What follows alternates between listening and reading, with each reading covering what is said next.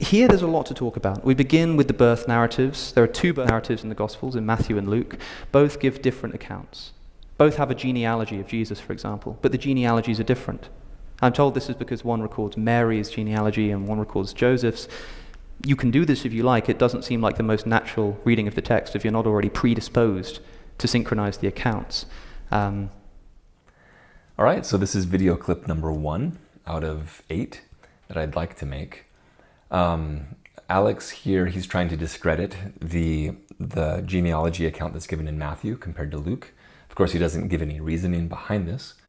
But what I'd like to do, here I made a list of the 8 bullet points that he makes, and I want to go through these one by one. Number 1, Matthew and Luke having different genealogies. Number 2, the next video, the flight to Egypt not being recorded in Luke. And so he makes all of these point by point, saying that these points discredit the scriptures, that they make the Bible unreliable. And so we want to have fun and see that this is not the case. Well, he acknowledges when he's talking here, he does say that, Matthew is understood to be the paternal line and Luke is understood to be the maternal line. And that is exactly what it is. And to quote him, he says that this is not the most natural reading of the text, if you're not already predisposed to synchronize the accounts. It's not natural for him, right? Or his audience. People that, and his audience, unfortunately, are just taking what he says, at face value, without him giving any education behind these blanket statements.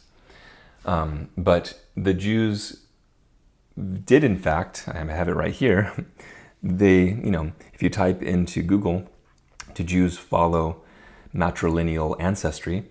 Yes, okay. In traditional Jewish law, Jewish lineage is determined matrilineally, okay. So why? I don't want to go on to a tangent, but think about this. What is a Jew? Where does the word Jew come from? It comes from Judah, not necessarily Israel. It comes from Judah. And the prophecies of the Old Testament, were very clear that the Messiah would come through the line of David, through Judah, right? Genesis, that the scepter will not depart from Judah. The book of Isaiah, saying that it will be out of the branch of Jesse, the father of David. In the Psalms, that David's kingdom would last forever. So the Jews, the Judeans, knowing that the Messiah would come through them, kept a matrilineal ancestry as well as a paternal lineage record. Okay, does that make sense? And so when we look at the 4 Gospels, Matthew, Mark, Luke, and John, okay, we just covered this. So of the 4, Matthew and Luke are pointing to Christ, his lineage, as the Son of Man. Again, Old Testament prophecy littered throughout the Bible, the Son of Man, okay, particularly in the book of Ezekiel. And so here you have Matthew and Luke pointing to the Son of Man, whereas Mark and John are pointing to Christ as the Son of God. Okay, let's jump to that. If you look at Mark chapter 1, verse 1, the beginning of the good news about Jesus, the Messiah, the Son of God. He gets straight to the point. Jesus is the Son of God. Not the son of Joseph, not the son of Mary, etc., not the son of Abraham. He is the Son of God. That's the aspect that Mark is highlighting. And then when we go to John, we see the same thing. Most of us can quote this. In the beginning was the Word, and the Word was with God, and the Word was God. You continue reading this chapter, he's emphasizing that Christ, his relationship to God, is that he is the Son of God, particularly in verse 14. And then as you go into chapter 3, Jesus, the only begotten Son of God. That is his identity. And so of the 4 Gospels, we have it divided into 2, right? Son of Man, Son of God. And then with the Son of Man, it's divided into paternal and maternal to point him back to being the Messiah that comes out of the lineage of David. Okay. I think that's some good points that we've made. Let's let's look at this. If you go to Google and you type in 2 genealogies of Jesus, and you have this AI, produced response. The Bible's Gospels of Matthew and Luke both include genealogies of Jesus, but they differ in several ways. Why do they differ? That's where we're going to have fun with this thing. Let me take a screenshot here. I like to write on my screen personally.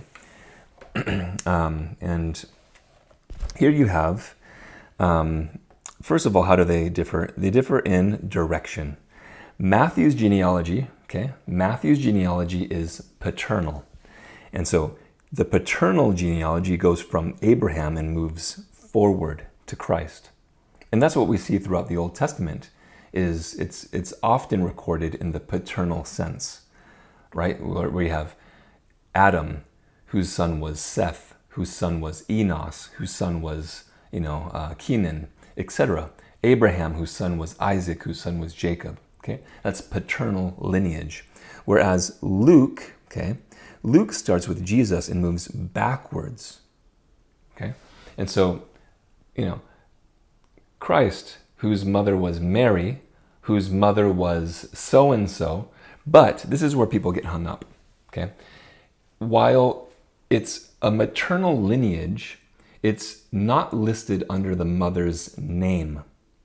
Okay, it's under the house of, right? So Mary was under the house of Heli, and we're going to see that when we open up Luke.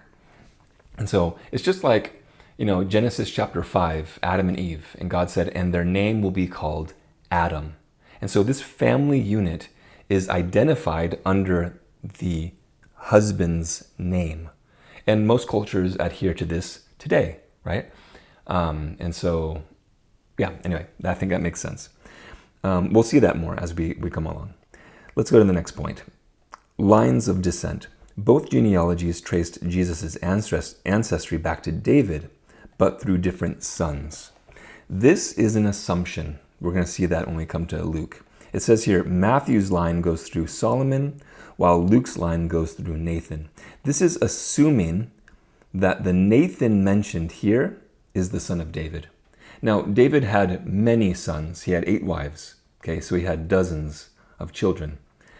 And he did have a son named Nathan, but there were other Nathans. The prophet that worked with him was Nathan. And so Nathan was a common name for that time.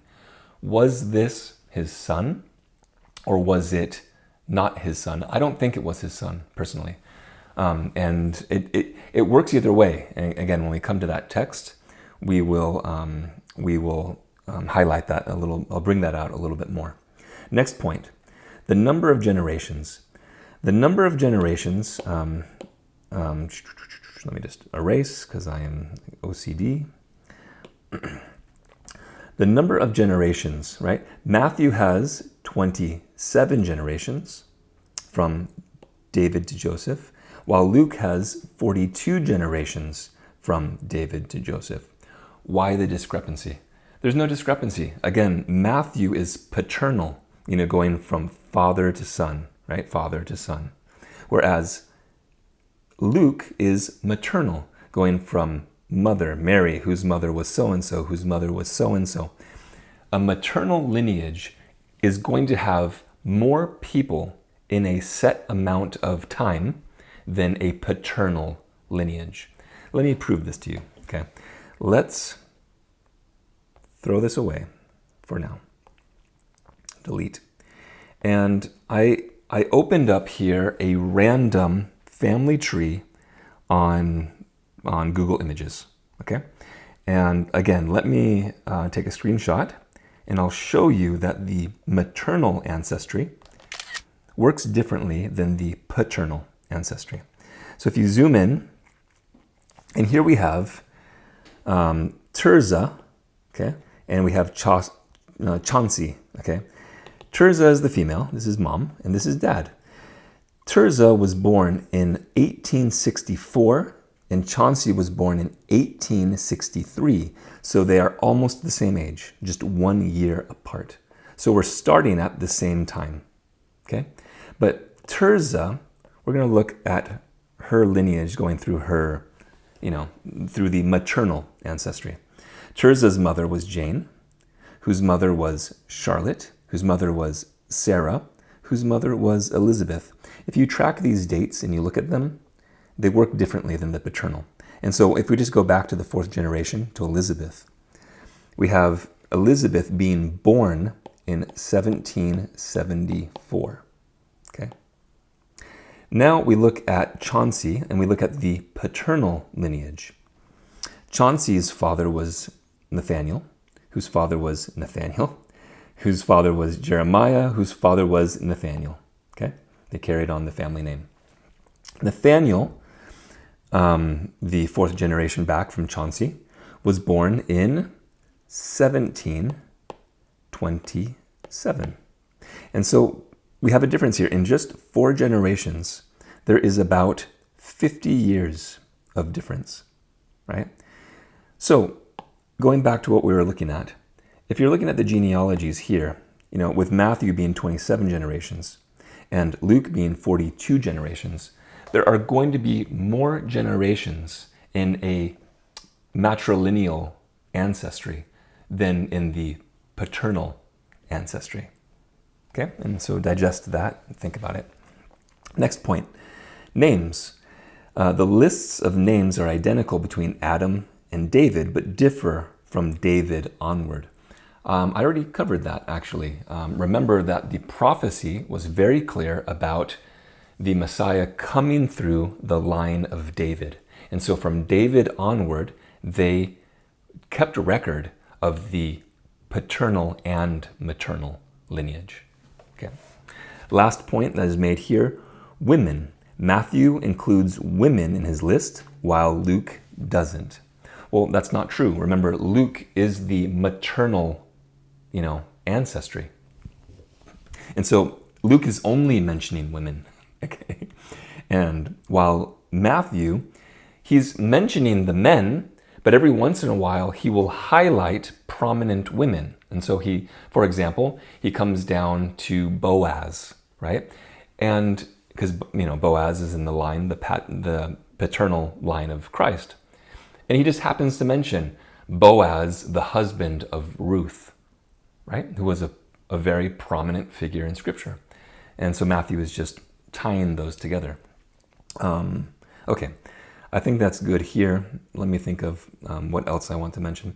Let's go to the Scriptures, actually, and so we can get a visual of what is happening here.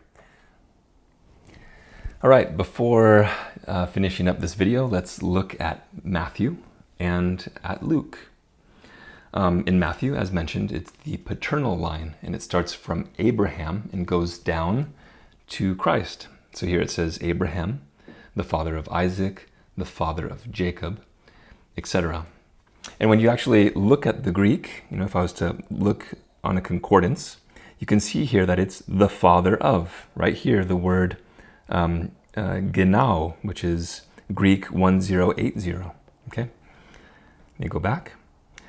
If we scroll down to verse 16, take a screenshot. Okay, here we have Jacob, the father of Joseph. This word father is the same in the Greek. It's genau, the father of. And Joseph being the husband of Mary, and Mary the mother of Jesus, who is called the Messiah. Notice something here that we're going to see the opposite of in Luke. You have Christ, then it mentions his mother, Mary, and then it goes into the paternal lineage. The opposite will be found in Luke. It'll start with Christ, it'll go to Joseph, and then it'll go to the maternal lineage. Okay, we'll see that right now. Let me erase this screenshot and we'll hop over to Luke chapter 3. Scrolling down to the genealogy. Verse 23. It says here, Jesus, he was the son, so it was thought, of Joseph of Heli. Okay, remember that in Matthew, it had the opposite direction, where here it has Jesus, it mentions Joseph, And then it goes into the lineage of Mary. Okay. But the thing here that people are caught up on is that when it says the son of Heli, the word here, the son, is supplied. Now, for those that have a physical Bible with them, paper, they'll see that the word the son is italicized. And we know that's because it's a supplied word. Okay, we'll look at it in the Greek in a moment. But even here, all of them, when it says the son, these are supplied words. This is an incorrect translation. Okay, and we'll read that in just a second. But Jesus, who was thought to be the son, we'll notice that this is a different word right here than over here. Okay, Jesus, who is thought to be the son of Joseph, of the house of Heli or Eli, who was of the house of Mathat. Okay, so Mary, her father's name was Heli. Mary came from the house of Heli. Whereas Mary's mother came from the house of Mathat. And Mary's mother's mother came from the house of Levi, etc. And so when you see these names, Levi, Mathat, Heli, these men are not biologically related to each other. They are connected by the matrial ancestry. If that makes sense. Okay, I'm going to erase this. And just so that you can see it, I'm going to click on this word, or on this verse 23. And we'll look at the concordance in the Greek. And you'll see that the word here is different. When it mentions here, the son, Jesus thought to be the son of Joseph, and of the son of Heli, notice that the son here is actually Greek for the word son, whereas the son of the house of Heli is not. It's a completely different word. And in fact, if you were to click on this word itself, you'll see that in the entire Bible, this is only translated the son these 8 times in the genealogy. Meaning outside of the genealogy, this word is never used as the son, and is in fact used as which or who. So let's look, the last thing we'll look at is, and I hate when this happens, let me fix this.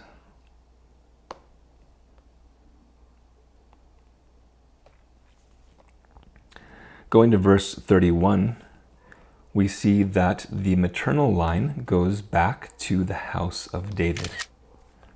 And as mentioned before, here, when we were looking on Google, it said that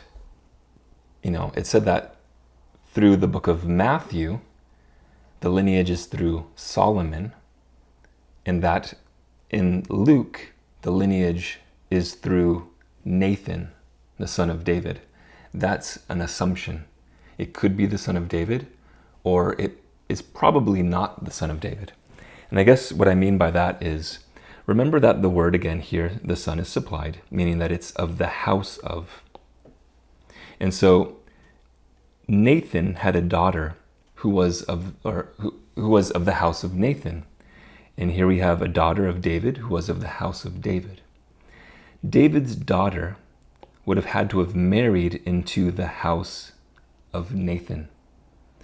And so there are 2 options. Either David's daughter married his son, Nathan. They would have been half siblings. This was frowned upon in that day. Or David's daughter married a man named Nathan, which was very common at that time. Even one of his right-hand men was the prophet Nathan. There's plenty of Nathans in the Bible. So I think that's a good place to leave off. A lot of stuff here that is inspiring when you see the depth of the Bible and when you don't just take it for face value, and that it actually means something and it has a reason for what is being said. So we'll leave this video at that. Thanks.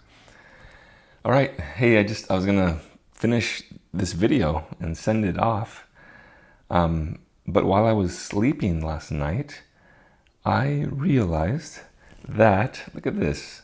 If you go back to this page where we have the two genealogies, and remember the number of generations between David and Christ, where we have in Matthew, we have the 27 generations in the paternal line, and then we have the 42 generations in the maternal line.